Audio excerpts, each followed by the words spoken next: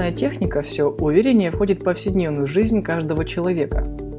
Если еще 20 лет назад персональный компьютер и мобильный телефон были экзотикой, то сегодня смартфоном уже никого не удивишь. А еще через пару лет и очки Google Glass будут почти у каждого. Однако в море удовольствий, приносимых компьютером и современными гаджетами, существуют свои подводные камни. Длительное пребывание в одной и той же позе, малоподвижность, повышенная нагрузка на глаза и так далее. Все это грозит серьезными нарушениями здоровья. В первую очередь при работе с компьютером страдают глаза. Только вдумайтесь, какая колоссальная нагрузка ложится на наши глаза за день работы с компьютером, ведь они должны часами смотреть буквально в одну точку, в монитор.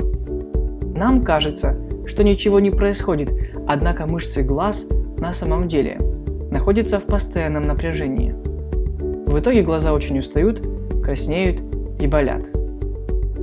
Естественно, отказываться от компьютера я не призываю, но уменьшить до минимума отрицательное воздействие компьютерной техники на организм, особенно детский, можно и нужно.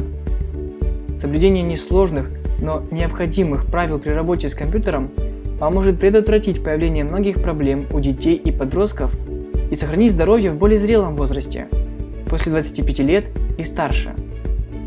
В данном видеокурсе мы расскажем о том, как не допустить ухудшения зрения при работе с компьютером и избежать покраснения глаз, ощущения сухости, боли и прочих спутников работы с компьютером.